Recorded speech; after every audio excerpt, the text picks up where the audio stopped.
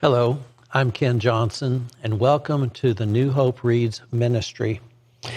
We hope you will visit daily as we read from the Chronological Bible.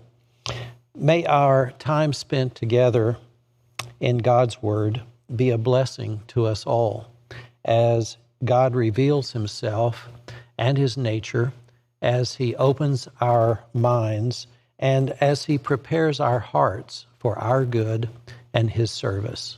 Again, thank you for joining us.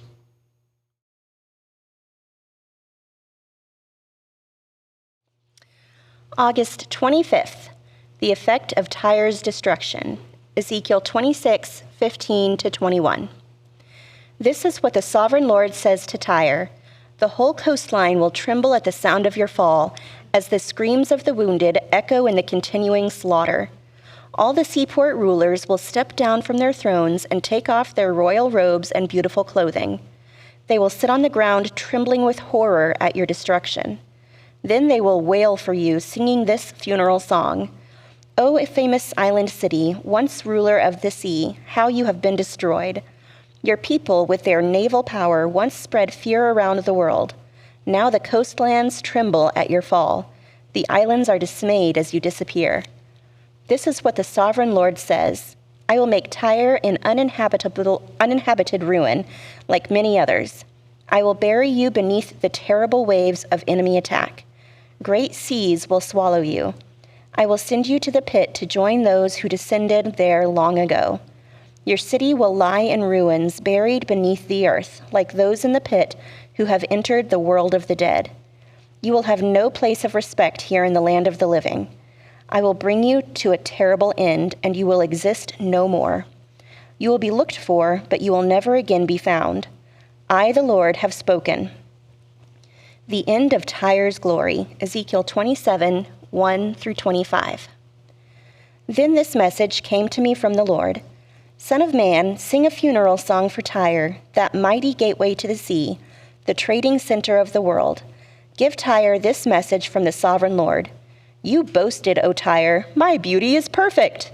You extended your boundaries to the sea. Your builders made your beauty perfect. You were like a great ship built of the finest cypress from Sinir. They took a cedar from Lebanon to make a mast for you. They carved your oars from the oaks of Bashan. Your deck of pine from the coasts of Cyprus was inlaid with ivory. Your sails were made of Egypt's finest linen, and they flew a banner high above you. You stood beneath blue and purple awnings made bright with dyes from the coasts of Elishah.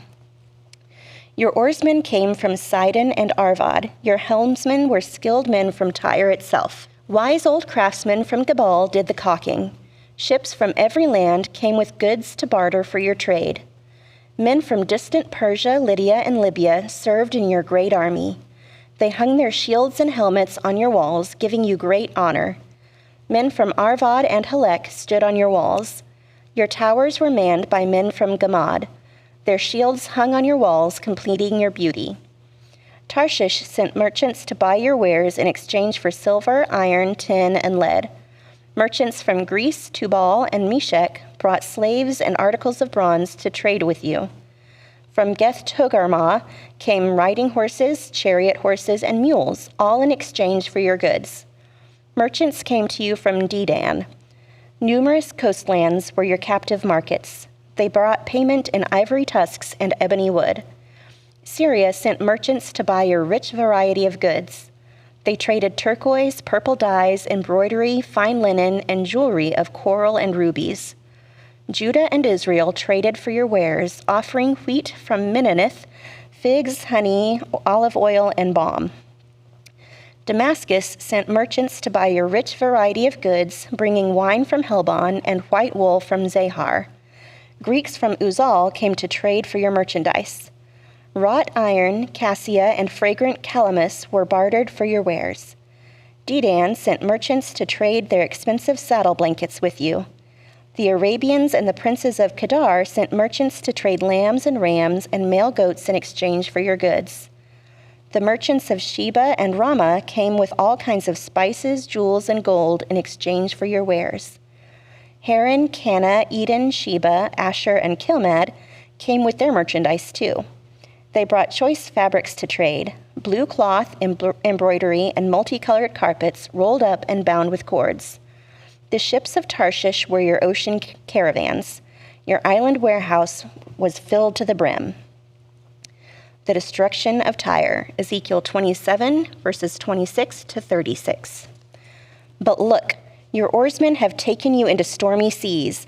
A mighty eastern gale has wrecked you in the heart of the sea. Everything is lost, your riches and wares, your sailors and pilots, your shipbuilders, merchants, and warriors. On the day of your ruin, everyone on board sinks into the depths of the sea. Your cities by the sea tremble as your pilots cry out in terror. All the oarsmen abandon their ships. The sailors and pilots stand on the shore. They cry aloud over you and weep bitterly. They throw dust on their heads and roll in the ashes. They shave their heads in grief for you and dress themselves in burlap. They weep for you with bitter anguish and deep mourning. As they wail and mourn over you, they sing this sad funeral song. Was there ever such a city as Tyre, now silent at the bottom of the sea? The merchandise you traded satisfied the desires of many nations. Kings at the ends of the earth were enriched by your trade. Now you are a wrecked ship, broken at the bottom of the sea. All your merchandise and crew have gone down with you. All who live along the coastlands are appalled at your terrible fate. Their kings are filled with horror and look on with twisted faces. The merchants among the nations shake their heads at the sight of you, for you have come to a horrible end and will exist no more. A message for Tyre's king, Ezekiel 28, verses 1 through 19. Then this message came to me from the Lord. Son of man, give the prince of Tyre this message from the sovereign Lord.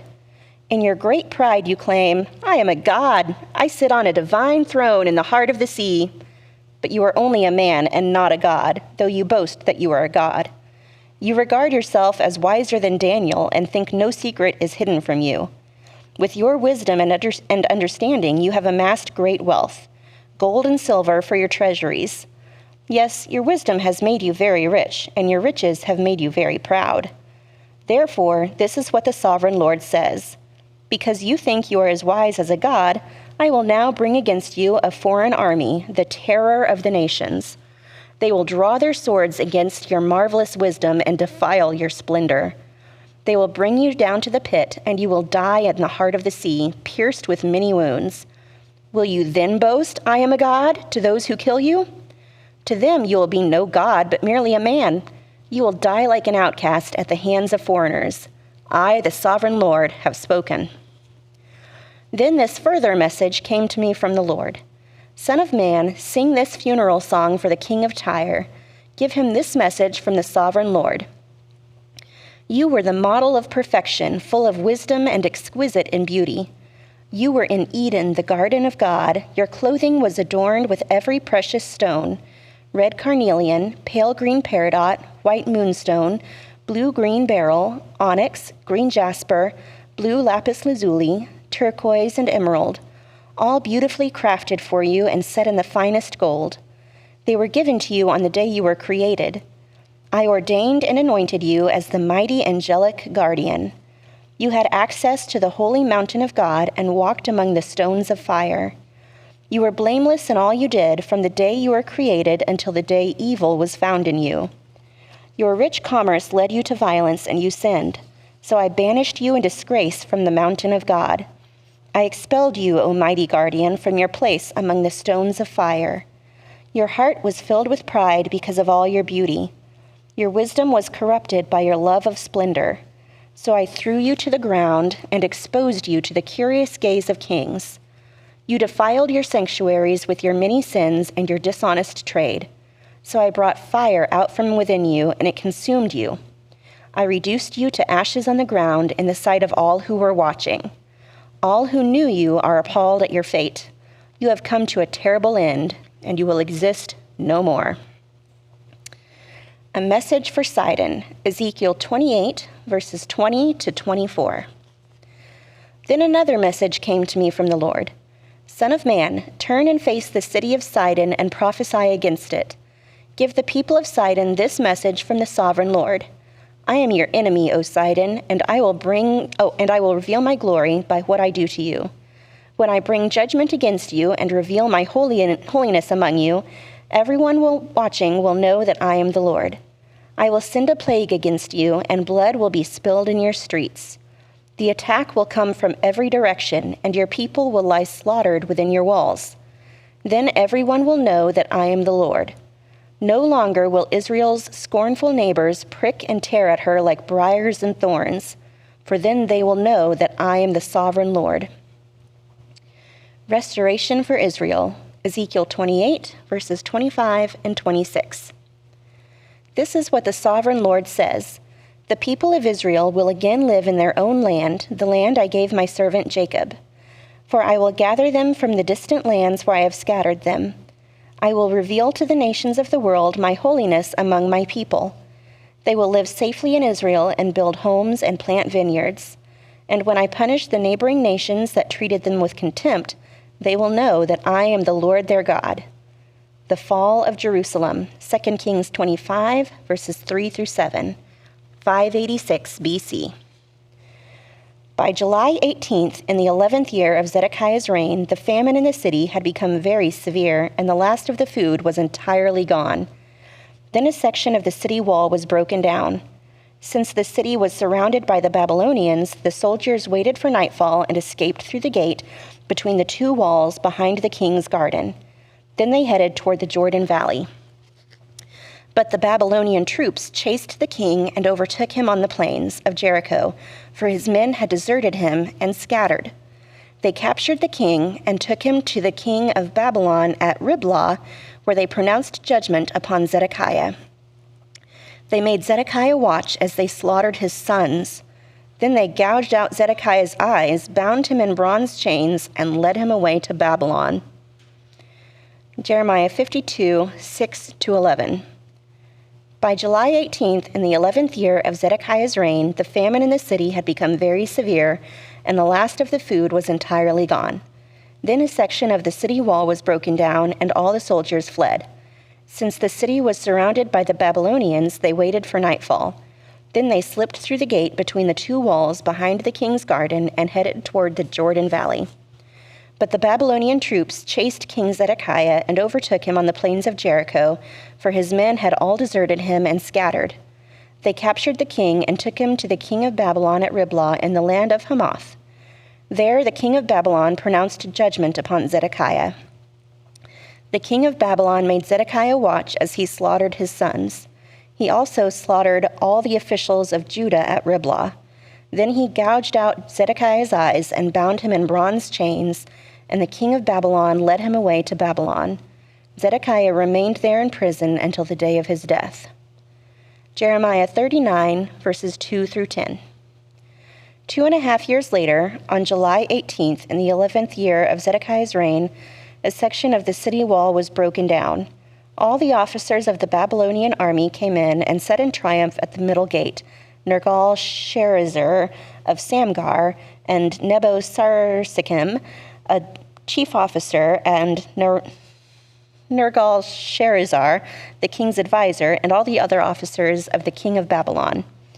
When King Zedekiah of Judah and all the soldiers saw that the Babylonians had broken into the city, they fled. They waited for nightfall and then slipped through the gate between the two walls of the king's garden and headed toward the Jordan Valley. But the Babylonian troops chased them and overtook Zedekiah on the plains of Jericho. They captured him and took him to King Nebuchadnezzar of Babylon, who was at Riblah in the land of Hamath. There the king of Babylon pronounced judgment upon Zedekiah. The king of Babylon made Zedekiah watch as he slaughtered his sons at Riblah. The king of Babylon also slaughtered all the nobles of Judah. Then he gouged out Zedekiah's eyes and bound him in bronze chains to lead him away to Babylon. Meanwhile, the Babylons burned Jerusalem, including the royal palace and all the houses of the people, and they tore down the walls of the city. Then Nebuzaradan, the captain of the guard, took as exiles to Babylon the rest of the people who remained in the city, those who had defected to him, and everyone else who remained. But Nebuzaradan allowed some of the poorest people to stay behind in the land of Judah, and he assigned them to care for the vineyards and the fields. Hi there, and welcome to New Hope Reads. I'm Mark Ruff, and we are delighted that you've joined us to share in the reading of God's Word. It's very important that we share this together and be in God's Word daily. And by the way, we'd like to invite you to join us here at New Hope Church of Christ anytime you get a chance. Sunday mornings, we have classes at 9:30. We have worship at 10:30, and you can join us live or online. Have a blessed day.